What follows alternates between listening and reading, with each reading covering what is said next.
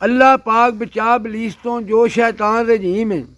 शुरू करा ना लै अल्लाह दा ओ रहमान रहीम है। ते अल्लाह ही अल्लाह आखी जा बस अल्लाह ही कलम कल्ला। अल्लाह बेनियाज बड़ा है ते बेपरवाह है अल्लाह। ते ना कोई औलाद अल्लाह दी ना वो किसे दा जाया। ओदे वर्गा होर नहीं कोई अल्लाह खुद फरमाया। ओदे वर्गा होर नहीं कोई अल्लाह खुद फरमाया।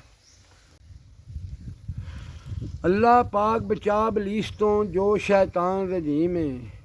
शुरू करा ना लै अल्लाह दा ओ रहमान रहीम है। सब तरीफां अल्लाह लई जो पालन हारा सब दा। वड्डी मेहर ते रहमत वाला बने सहारा सब दा। ते हशर दिहाड़े दा ओ मालिक मुक जाना जद संगा। ओदी करा इबादत नाले मदद उसदी मंगा। ते पुट्ठे राह तो रोक के रब्बा सिद्धा राह विखावी। जिन्हां नूं तूं नेमतां दित्तियां मगर उन्हां दे लावीं। ते रखी दूर उन्हां तो जेड़े गज़ब तेरे दे मारे। मुनकर ते गमराह जो होए दुधकारे फटकारे। तू अल्लाह मैं बंदा तेरा ते तेरा सदा सदावां। अनवर भरिया नाल गुनाहां कर दे माफ़ खुदावां।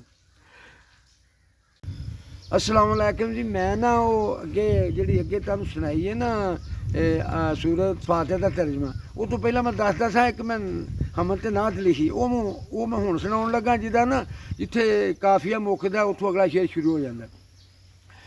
ऐ मौला मैनू तौफीक देवी करा मैं तेरी सना हमेशा। ना हथ फैलावां किसे दे अगे ये मंगा तेतों दुआ हमेशा। दुआ मेरी तू दे कनात गरीबी लगे अमीरी वर्गी। तमें ते लालच तो दूर रखी हवस हिरस तो बचा हमेशा। बचा लवीं शिरक कुफर कोलों ते दे तवक्कल ईमान तकवा यकीन कामल ते वहदानियत दा जाम मैनू पिया हमेशा। पिया प्याला अजे भर के बेचैन दिल नूं सुकून आवे। जफा करे कोई ते नाल ओदे मेरे तो होवे वफा हमेशा। वफा दा अनवर लिबास पा के मैं हक दे राह ते शहीद होवां। अनाद कीने ते बुग़्ज़ कोलों बचावे मैनू खुदा हमेशा। खुदा हमेशा करम करे ते पढ़ा नबी दी मैं नात हरदम।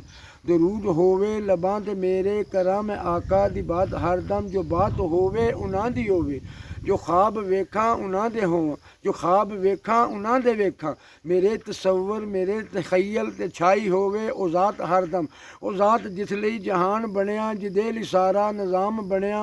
सवेर जिस ते दरूद पढ़दी सलाम करदी ये रात हरदम। ये रात मुकनी दुखां दी एक दिन सुखां दी होनी। सवेर आखर ते देने आका दीदार सानू गमां तो मिलनी निजात हरदम। निजात अनवर है मेरी इस विच निजात अनवर है मेरी इस विच मैं नात पढ़दा रवां हमेशा। नबी दे दर तो मुहब्बतां दी नसीब होवे खैरात हरदम। खुदा हमेशा करम करे ते पढ़ा नबी दी मैं नात हरदम। दरूद होवे लबां ते मेरे करा मैं आका दी बात हरदम।